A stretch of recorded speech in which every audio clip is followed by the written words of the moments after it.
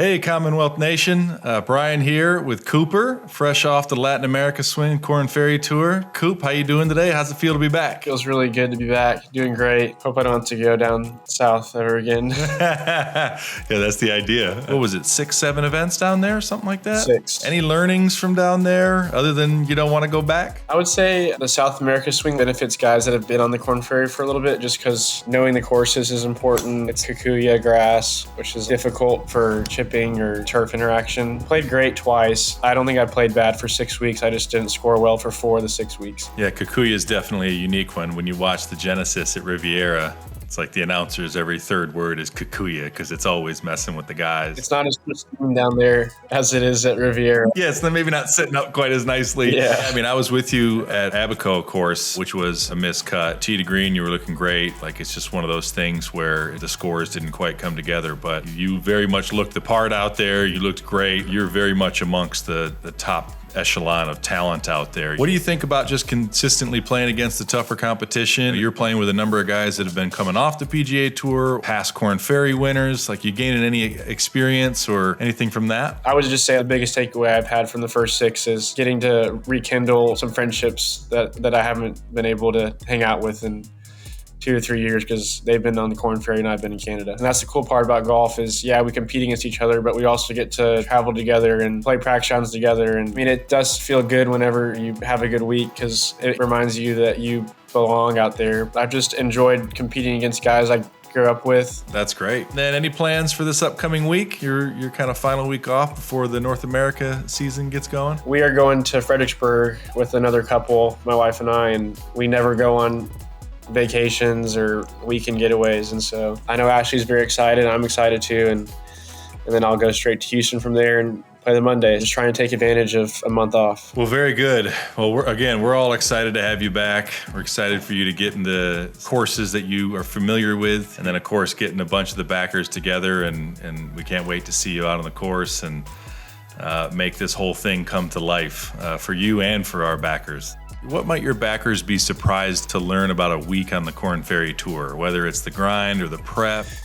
It really is run like a tour event in a smaller scale. There's tour trucks Monday to Wednesday. There's ropes out there. You can't just run wild. There's grandstands on 18, tee-box boards. There's a lot of talented players on the Korn Ferry Tour. I mean, Aldrich rings a bell. He's 19 years old. There's guys out there that will win majors, that will win on the PGA Tour, and that's what's so special about the Korn Ferry is the stories that it creates. And in my mind, it is like the second best tour in the world. It's statistically accurate that Korn Ferry graduates have more wins and higher ranking on average through their career than any other tour in the world. So It is truly where future stars are being kind of born and crafted.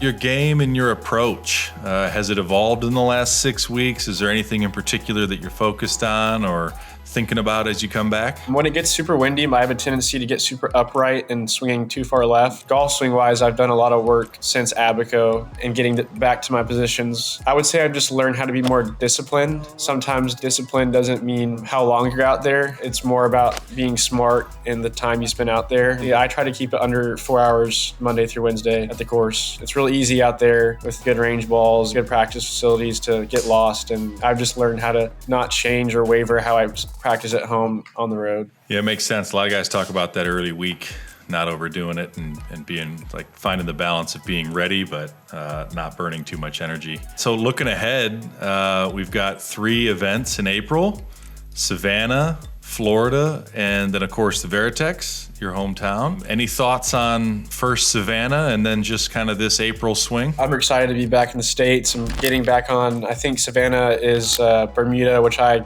grew up on, and it tricks up a lot of guys, but it's what I thrive in. So I'm excited for that grass. I've never played Savannah or Florida.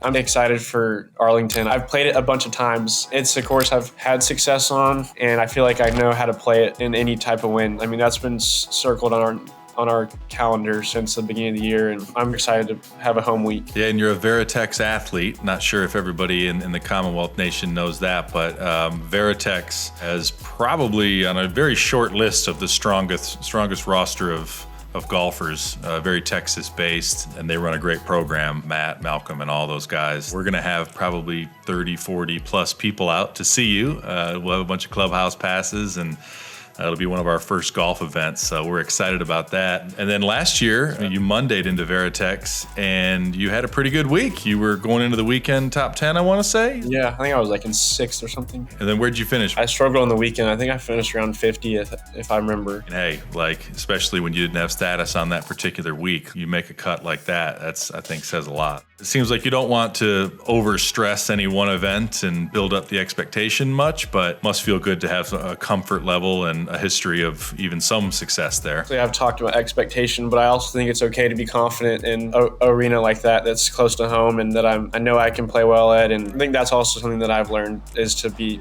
not just in Arlington, but everywhere, walking up confident and, playing to win and playing to be in contention, and more so just because my friends and family will be there and, all y'all will be there. And I love that stuff. It doesn't add pressure. It makes me work harder. Well, I know we have a bunch of backers that are looking forward to seeing you live and maybe meeting you, handshake type of thing. We'll see how all that plays out, but I know they're just going to be happy just to be there and see your game up close.